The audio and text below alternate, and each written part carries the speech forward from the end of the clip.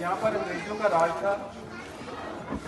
अंग्रेज कानूनों के माध्यम से हमारे ऊपर इस तरीके के कानून बनाते थे, रूल रेगुलेशन बनाते थे, जिसको हम नियम बोलते हैं।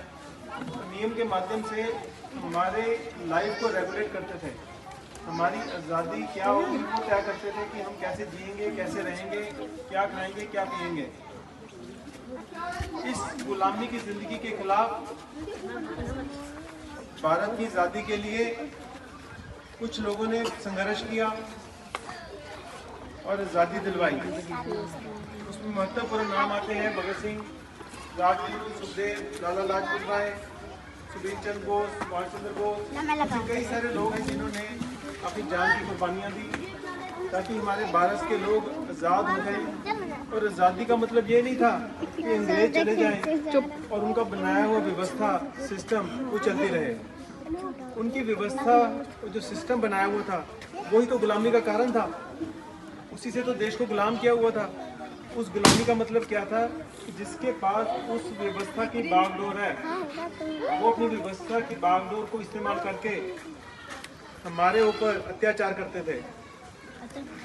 आज़ादी का मतलब था उस व्यवस्था को पूरी तरह से बदल देना।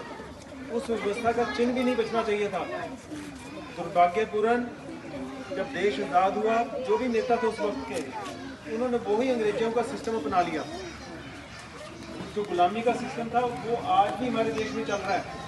अंग्रेजों का बनाया हुई व्यवस्था सिस्टम सारा उन्हीं का चल रहा है।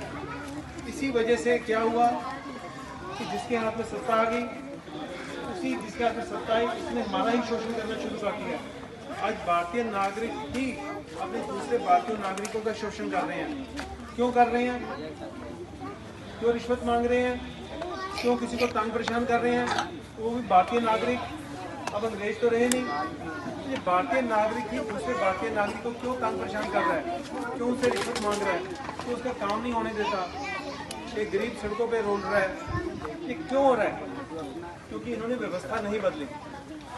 अब जिसने व्यवस्था भ्रष्टाचारी व्यवस्था है, जो जिसके हाथ में पावर आती है वो उसका गलत इस्तेमाल करता है और आम आदमी का शोषण कर रहा है, उसको उसका फायदा हो रहा है।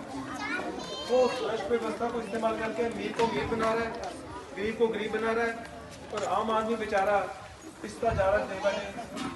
महंगाई में शिक्षा इतनी महंगी हो गई है, हेल्थ व्यवस्था बिगड़ गई है, इलाज करना इतना महंगा हो गया है।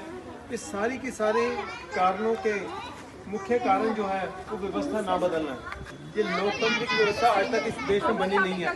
सिर्फ 5 सालों में चुनाव होते हैं और हम वोट डालते हैं, उसके बाद हमारा कोई नेता के साथ, हमारे रिप्रेजेंटेटिव के साथ कोई लिंक ही नहीं बचता।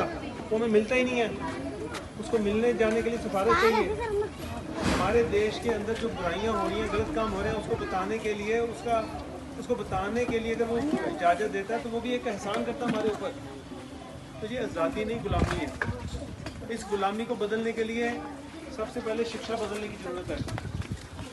शुरू से ही बच्चों को लोकतंत्र क्या होता है, आज़ादी की लड़ाई क्यों लड़ी गई थी, आज़ादी के बाद आज़ाद भारत का सपना क्या था, भगत सिंह की फिलॉसफी क्या थी, और उसको इम्प्लीमेंट करने के लिए, उसको हकीकत में लाने के लिए व्यवस्था में कौन से सुधारों की जरूरत थी, कौन से नए कानूनों की जरूरत थी, क्यों नहीं सारे पुराने कानून खत्म हुए अभी तक। ये सारे पुराने कानून जो गुलामी के थे वो खत्म होने चाहिए थे और हर सिस्टम में पब्लिक की भागीदारी होनी चाहिए थी। जो सिटीजन हैं, हमारे देश के नागरिक हैं जो आज़ाद हुए हैं, उनकी हर फैसले में किसी न किसी रूप में भागीदारी होनी चाहिए थी, ताकि जो गलत फैसले हैं हमारे नेता ना ले पाते और अगर हम उनको रोक पाते तो आज जो दुर्दशा हमारे देश की हुई है वो नहीं होनी थी। अभी भी समय बचा हुआ है। अभी देश के अंदर हालात बहुत ख़राब है क्योंकि अमीर बहुत अमीर है, गरीब बहुत गरीब है और भ्रष्टाचार में